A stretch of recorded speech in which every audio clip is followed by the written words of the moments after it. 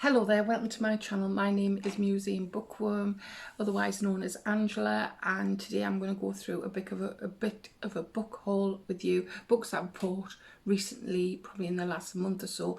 All of them tend to be from Amazon and possibly a couple from World of Books. Sorry about that.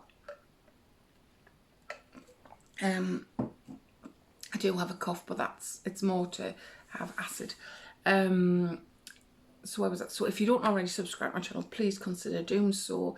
Give me a thumbs up if you enjoyed this video. Comment down below if you've read any of the books or the authors, if you've got any recommendations for me.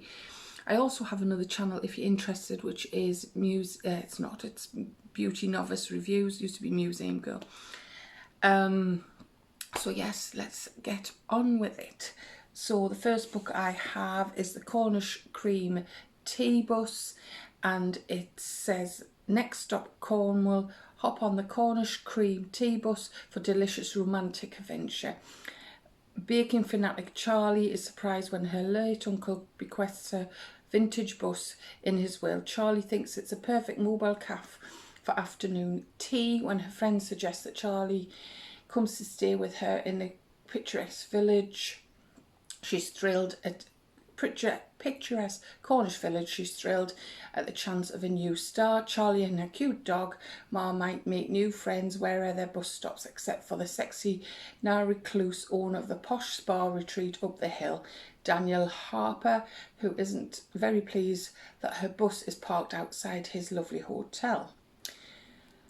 So there we go. Never tried any of these. I think they come in a series because it says the Canal Boat Cafe. I actually might have that.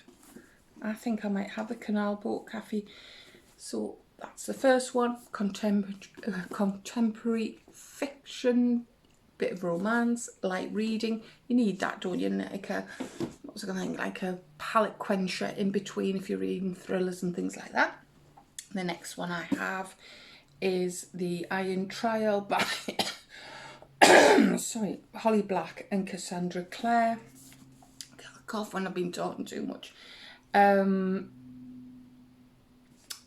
never read Cassandra Clare or Holly Black before. Think You Know Magic, Think Again. So this I saw Nikki Pace reading, and Lottie, The Wacky Word of Lottie. So I think this is it a YA book, I think, possibly. So interesting. I think there's a number of books in this series, so we'll see how things go. We thought we'd try, but that's the first one, so I thought I'd try that one. Then I have The Shack, Where Tragedy Confronts Eternity by W.M. Paul Young. So it's this I saw recommended on Tisha. Oh, I can't think of her name. Is it Tisha Drew? I can't think of her surname. She is a YouTuber, and she does book hauls and things like that, as well as vlogs and things like that. So it's I think it's intriguing because it's apparently this is the most heartwarming, inspirational story I've ever read in decades. If you only read one book this year, read The Shack. So The Shack is the most absorbing work of fiction I've read in many years. My wife and I laughed, cried and repented for our own lack of faith along the way. The Shack will leave you craving for the presence of God. So I believe, so what's it say there? Mackenzie Allen Phillips's youngest daughter, Missy, has been abducted during a family vacation. The evidence that she may have been brutally murdered is found in an abandoned shack deep in the wilderness. 4 years later, in the midst of his greatest sadness, Mac receives a suspicious note, apparently from God, inviting him back to that shack. for the weekend. Against his better judgment, he arrives at the shack on a wintry afternoon and walks back into his darkest nightmare. What will he find there? What he finds there will change Mac's world forever. In the world where religion seems to grow increasingly and the shack wrestles with its timeless question, where is God in the world so filled with unspeakable pain? The answers Mac gets will astound you and perhaps transfer you to as much as it did him. You'll want everybody to know to read this book. So apparently, yes, I think what it is he is an atheist. His wife believes in God. So what Tisha was saying was that it is a book where you don't have to be religious. I just thought it sounded a bit interesting, something a little bit different. It's not particularly a thick book, so yeah, I thought I'd give that a go, see what I think. Then we have the Trevor Noah Born a Crime, Stories from the South African Childhood. I really enjoy Trevor Noah as a comedian, I think this will be interesting. I think it's stories of life with his mother. So Trevor Noah's unlikely path from apartheid poverty to becoming one of the biggest names in comedy began with a crime, his birth. So his mum's South African, his father is Swedish, and during the apartheid you couldn't mix race, and so he was a crime. So he never really saw his father and his mother because he was probably cast as a half caste. So to children, black children, he was classed as white or coloured. So I think, he puts a bit of humour into it and he explains his childhood and his life with his mum. So growing up and how life was for him, that it was a crime that his parents were together. I don't think they're married. Anyway, then I have A Year at the Star and Sixpence by Holly Hepburn. Roaring fires, cosy nooks, friendly locals, welcome to a perfect village pub. When sisters Nessie and Sam inherit a small pub in a beautiful country village, they jump at the chance to escape their messy lives and start afresh. But when they arrive at the Star and Sixpence, it's not quite what they imagined. It's pretty much derelict, ruined by debt, and it's going to be a huge job to get it up and running again. Interesting. I think, now if I remember rightly, this is almost a series, but all of the books, they are all in this one. I think, is it the... I'm sure somebody said that, so I don't know if Sixpenny is a village. Doesn't say, but I'm pretty sure there's a sort of there's quite a few of them in here, I'm sure. But we'll see what that brings. So, new author, a bit of an easy read, I thought we'll go for that one. Got a classic next. I went for this for the cover. I have got this in another copy that I've never read, but I thought it'll be incentive to read it. The 80th anniversary edition of Rebekah by Daphne du Maurier. So last night I dreamt I went to Mandalay again. One of the most influential novels of the 20th century, Rebekah has woven its way into the fabric of culture with all its troubling power of myth or dream. A stunning book, Sarah Walters. I've seen the film. I haven't actually read the book and wanted to read it for many years. So I've got that one to read. I also have the Sally Rooney Normal People book.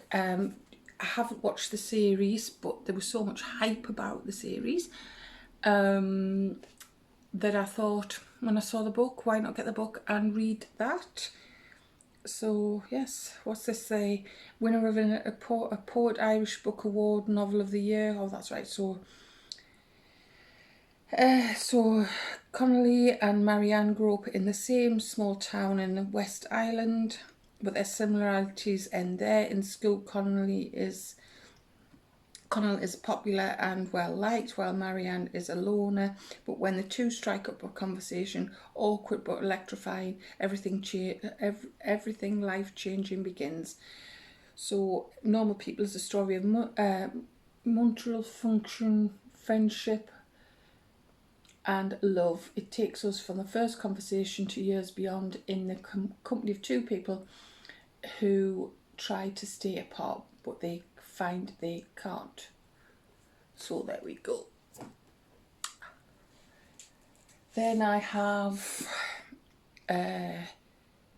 Carrie Hope Fletcher, a love story like no other. On the other side, somebody who's read this recently I've seen, and I can't think who it is, but it's supposed to be really good.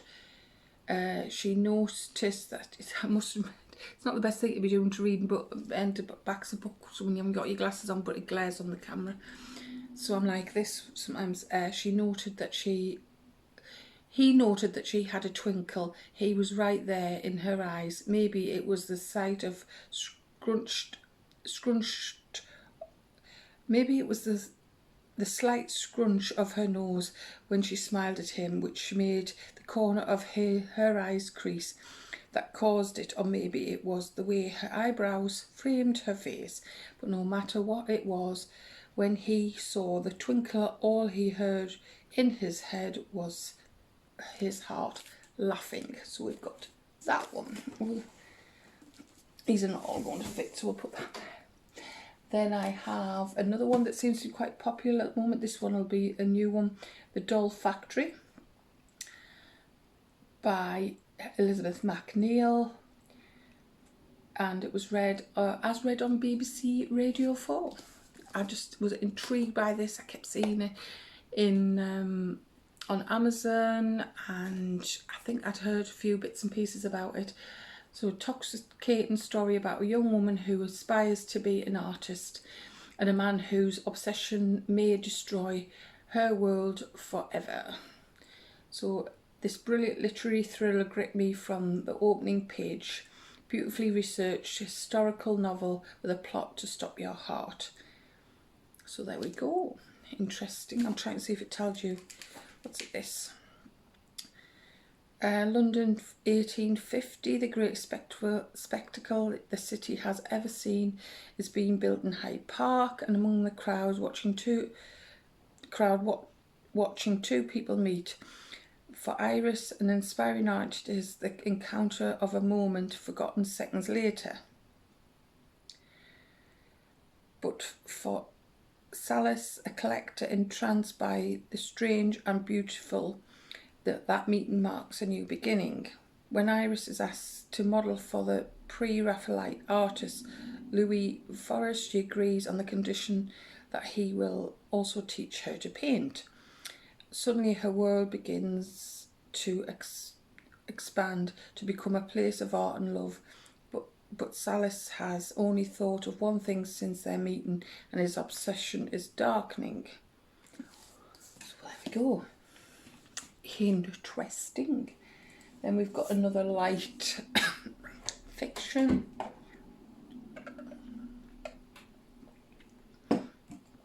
Which is The Worst Case Scenario Cookie Club. So this is by Chrissy Manby. Again, I don't even know why I picked this up. It's probably been one of those recommendations on your Amazon. I'm trying to speed through this so it doesn't make this video too long. Again, it'll be a contemporary romance, fiction, easy read. Quite a few of them actually this month. An quaint seaside town in Newby. A beginner's cookery course is starting, and the 3 very different students have signed up. Lizzie's husband has left her for a 20-something clean-eating blogger, and she's determined to show the world that her dough and her daughter that she is capable in the kitchen. John, a newly widowed after 50 years of marriage, can't live on sympathy lasagna forever. To 30-year-old workaholic Bella, the course is a welcome escape from the high-pressure job. Their only common ground between them, they can barely boil an egg. Sounds like me. And to talented chef Alex, who is determined to introduce his pupils to the comforts of cuisine. As Liz, John and Bella encounter various disasters in the kitchen, the unlikely trio start to form a fast friendship. Their culinary skills might be catastrophic, but could the cookery club have given them a recipe for happiness? So there we go. That one. Then this one is the third book by Hilary Mandel, The Mirror and the Light. She was the writer of, our first book was Wolf Hall. So I am looking forward to the third book. So Hilary Mandel's Wolf Hall novel makes 99% of contemporary literary fiction feel utterly pale and bloodless by comparison. After a few sentences of The Mirror and the Light, a few words even, you're thinking, yes, this is how it should be done. Mandel has taken us to the dark heart of history. I love historical novels. And that's definitely set in this time, which is... So Mandel has written an epic English history that does for the Romans and War and Peace, for what did for the Romans and War and Peace for the Russians. So, or what it's saying, it's for the history, has written an epic of English history. Anyway, we are lucky to have it. Mandel pulls together strands of Cromwell's life into a sublime tapestry. A novel of epic proportions, every bit as thrilling, darkly comic and intelligent. This is a masterpiece that keeps you yielding its riches and changing as a reader change, going forward with us into the future. Dear me, sorry about the light changing there. It's obviously I'm filming by a window there. It went a bit dark. Hope everything's fine. We're back in the light again. Next one, I have another Cassandra Clare one, and that is The Clockwork Angel. Now I think this is the first one again in a series. Not that light. This is your true self, Tessa. This power is who you are. So 10th edition. It's got some, again, this is a YA book, and it's got some pictures in. Now, like I say, I've never read Cassandra before, and now I got this from Amazon, so I wonder if there was supposed to be a dust cover on it, because it doesn't actually tell you what it's about. It's definitely seen the word vampires and things like that. So it doesn't actually, but I guess there's supposedly a dust cover. I'm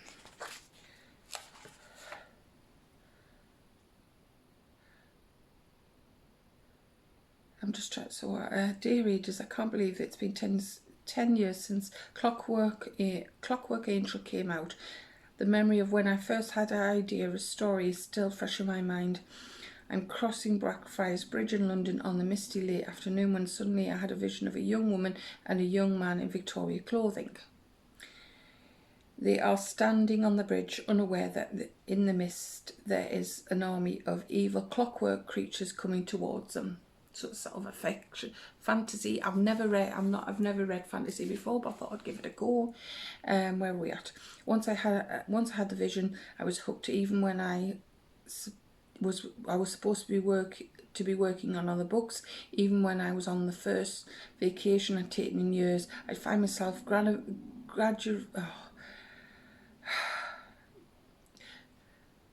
towards the shadow hunters of Victorian London. Over the next year or two, the idea of all the characters developed. Tess, Will, Jem, Charlotte, Henry, Jasmine, Sophie. They all became fully fledged people. And of course, so initially went into the publishers. I was wary of, wary of the idea of a historical project. Up until that point, I'd only written in the contemporary settings and was untested as a writer of historical fiction. I'm a huge fan of historical novels and I know I could do it. I convinced them that this was a story I needed to tell and that the Shadow Hunter Chronicles, as I say, I know there's a few stories, Chronicles had room for many times and many places. Not only was there room, but the presence of the historical Shadow Hunters novels would enhance contemporary Shadow Hunter novels and vice versa. Writing in multiple era and writing about a few immortal characters. So it's, so really I have no idea what this is about. Well, I know it's about vampires, I know it's Chronicles, there's a few of them. Again, I'd seen this, I think it was Nikki Pearson who was talking about that one. But like I say, I got this from Amazon and I think that this has probably had a dust sheet on it because it doesn't actually tell you. There's no blurb about what it's about.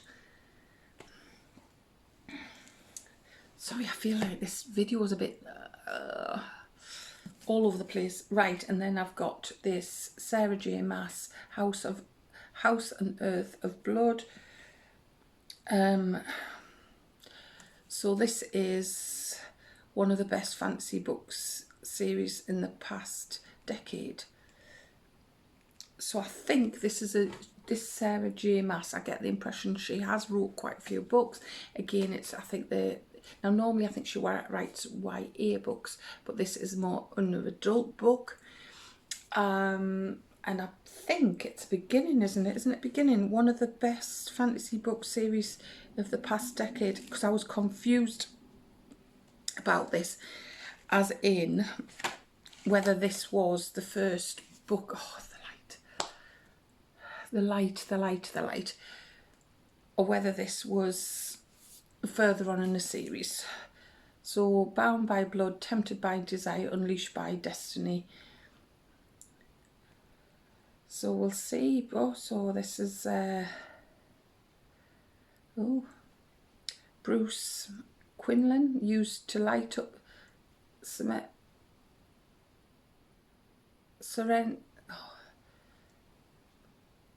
partying all night in the clubs where the strict class of angels, shifters, humans and foe merge into sea of beautiful bodies, and then a demon murdered her closest friends. 2 years later, when when the supposed killer is behind bars, but the crimes start up again, the city leaders command Bruce to help investigate. They assign an enslaved fallen angel hunt to make sure she does. But as Bruce fights to uncover the truth, she resists her attraction to the broody angel who shadows her every step. She finds herself following a trail that leads deep into her own dark past. So yes, I am hoping that this is the beginning of the first part of a new